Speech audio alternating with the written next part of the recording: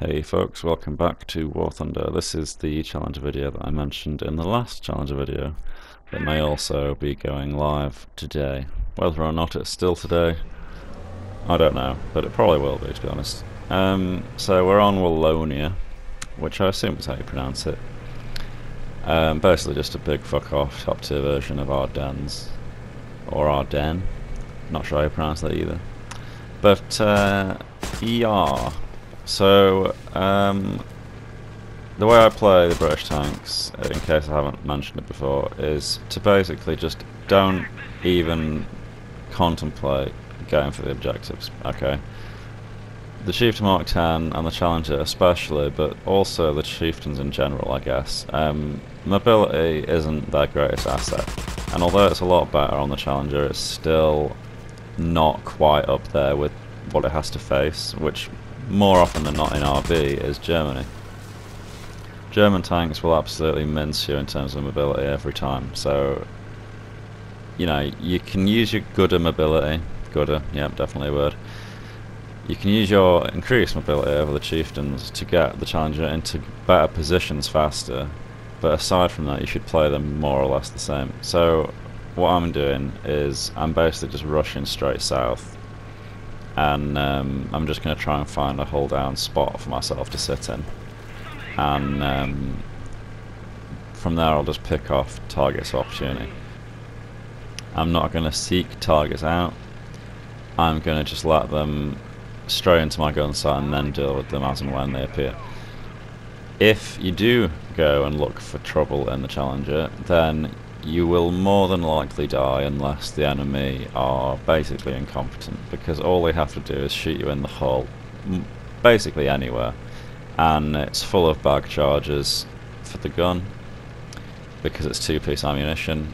All the inner ammunition, like the warheads, they're all stored in the turret. So in a sense it has a similar thing to blowout panels in that if you shoot the ammunition in the turret, the tank won't die. But that's not because it blows up and there's blowout panels, it's just because they don't explode. They're literally just, you know, metal rods. But the bag charges definitely can explode, and the hull is basically a matchbox full of them.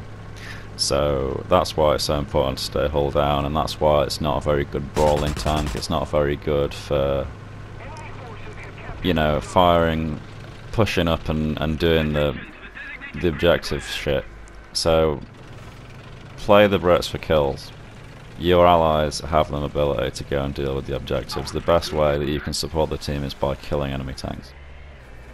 Now, having said that, this isn't the greatest example of helping the team ever, because, well, I imagine we'll get to it fairly soon. But, oh, here we go, first target, 264. A little bit short there. When using sim-optics, you want to range, add 200 meters onto the range given by the rangefinder. And don't forget to aim at the high right corner of the target you want to laser, because the laser comes out of the gun and not the gun optics. And if the target is hull down, then chances are you will end up lasering the ground and shoot short. But anyway, that's target 1 dead. Leopard 2. Maybe actually a A1A1. Yeah, it's an A1A1. A lot of people I see complaining about this thing not being competitive at 9.0. When I was, I basically used that and the Bagel to grind my Leopard 2. And now that I have the Leopard 2, not that I've played it since the Challenger got buffed, oh, this is the guy. So I'm on 2 kills, right? And then this guy, I don't know why he popped smoke. He must have been shot by someone. But this guy's a thorn in my side for most of the rest of the game, and he prevents me from being able to move or really do anything. But he's just going to bog off and hide for a bit now. So I'll go back to what I was talking about before, which is that the A1A1 being at 9.0, and a lot of people seeming to have an issue with that. Now I have the Leopard 2, it's still in a state of unspadedness. So, and I don't I have the 2K, but I've never played it. I just kind of have this thing against prototype vehicles in the game, and to me, the 2K looks appallingly hideous. It's just the most ugly fucking tank ever, and it just puts me off playing it. Plus, it's like the most cancerous vehicle at top tier, because despite having no fucking armor, it's still somehow harder to kill than, you know, that auto bounce on the upper front plate is. I just fucking hate it. Okay, that's why I've not played it. So I've been using the A1A1 as a backup to the Leopard 2A4, and honestly, with the A1A1 being spaded, often I'll die in the Leopard 2 because I don't have parts or FPE. And oh, he's back.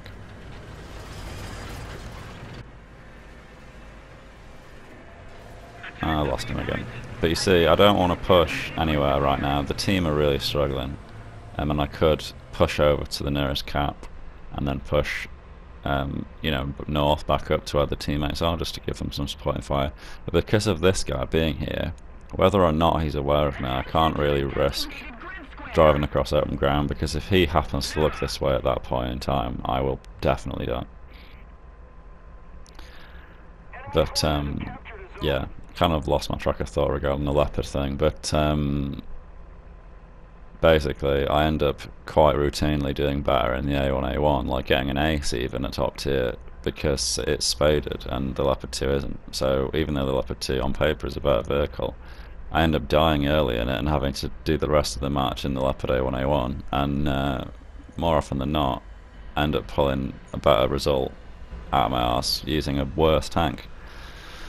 So to say that it's not capable at 9.0 is honestly ridiculous. Like, it can't pan the Abrams turret, but it can get through the lower plate from the front. It can shoot through the sides at basically any angle. It can knock the engine out.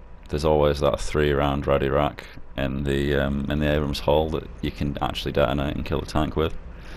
There's just loads of ways of killing everything, and the T-64Bs, there are weak spots on the front. The whole of the side is just a free ammo rack. You know, my argument and my stance is the A1A1 is perfectly adequate where it is, and I get lucky there. And he gets even more lucky, right? Because his tank has shit armor.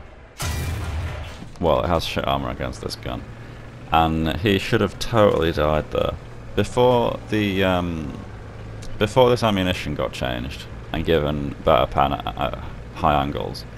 I felt as if stuff that had hull break and stuff that doesn't have a lot of armor, so, you know, like the KPZ, that's, to be honest, that's the only example I can think of off the top of my head. I guess you could also say things like the pre-composite Russian tanks. Used to be quite easy to one-shot those, but now the hull break vehicles and the KPZ especially just seem to tank shots from this round after it had. On paper it's better now. It has lower flat pan, but you don't need 415mm of flat pan, because nothing has that much armor apart from maybe the T-64B's turret, but you couldn't get through that even before they nerfed the flat pan. So to me, having the angle pan better matters more, and I got very lucky there. I'm pushing over to the left because that's where I last saw him, but he must have skirted around to the right and finished his repairs. And I don't know where he is, and as you can see right now, this ground I'm on is very flat, and I'm kind of shitting it a bit that he'll kill me, even though I'm in a vastly superior vehicle in most regards. I'm trying to get into a position that I can consider hull down, and the ground's just too flat. And there's a plane just buzzing around and doing absolutely nothing. Like, you know, when you're in a plane, you don't have any ordnance. Don't just fucking fly about doing nothing. Shoot ground targets with your fucking machine guns or your cannons or whatever, because it marks them for your teammates. And although it doesn't seem like it's doing a lot, if they then kill the teammate that you've marked, you will get a kill assist, which is worth quite a lot of research points, so it's worth doing. But it will also keep your ground units aware of where shit is, so they can actually react to threats better. And Here we go, I must have given him the slip somehow. He has no idea where I am. Finally managed to kill him. All the crew in one shot. But now, the team have been decimated because this guy held me up here for so long. I'm not saying that I could have, you know, changed the course of the match, but I could have definitely done more than I did.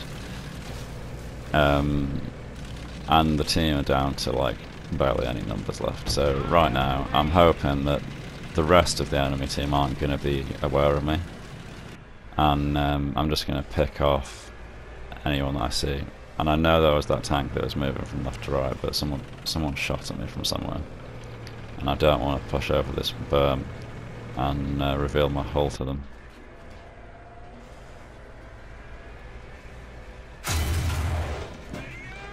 See, that's another example of a vehicle that has hull break not dying to hull break. Like, hull break's meant to happen when I think it's 1.4 megajoules of energy impacts a critical component.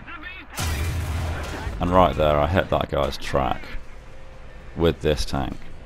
Tracks are a critical component, but he didn't die. It took 2 to knock the crew out.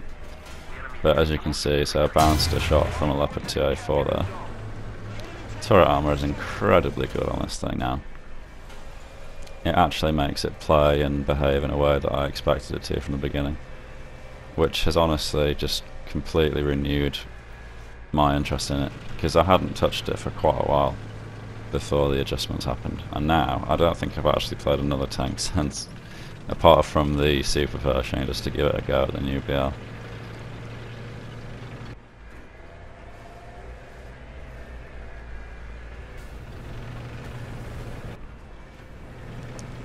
So I'm getting a bit antsy now, because obviously their team have quite a bit of numbers left. We have, what, like 2 on the map? Maybe 3 at the most.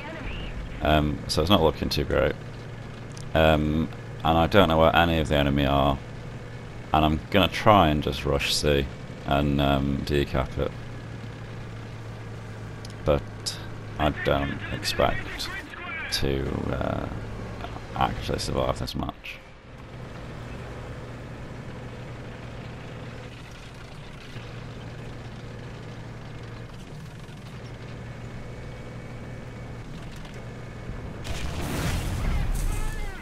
So this was really risky because he he was unlucky there, but when he knocked my engine out I should have stopped instantly, but I ended up rolling a bit and that bush just completely obscured my view, so I could only partially see him through the edge of the bush in third person.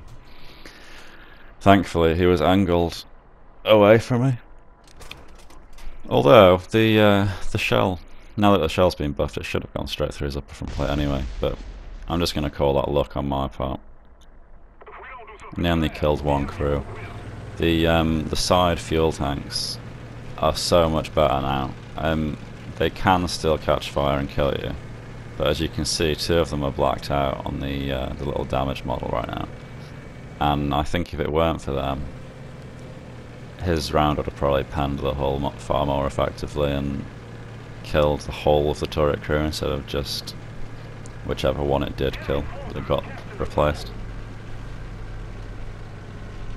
So just decapping C, I'm going to push right through it and tell the friendly SPA to my right to carry on capping it, and then I'm going to try and rush B and decap that. And if we manage to do all that fast enough, then it should neutralise the ticket bleed, but being realistic, it's just not going to happen. So chalking this one down as a loss because it's inevitable. And there it goes. But 6 kills, survived the match. Shame it was a loss, because it would have been quite a good chunk of RP towards the Chieftain Marksman. Not that I'm probably ever going to use that, because having SPAA in your lineup just means that you just get fucking crew locked, which is horsewank. But that's an argument for another day. Also, what's the deal with it saying damage to naval targets right now? It's weird. Anyway, if you enjoyed the video, be sure to leave a comment, a like, you know, subscribe, all that usual YouTubery type shit. and hopefully I will see you in the next one. Thanks a lot for watching. Cheers.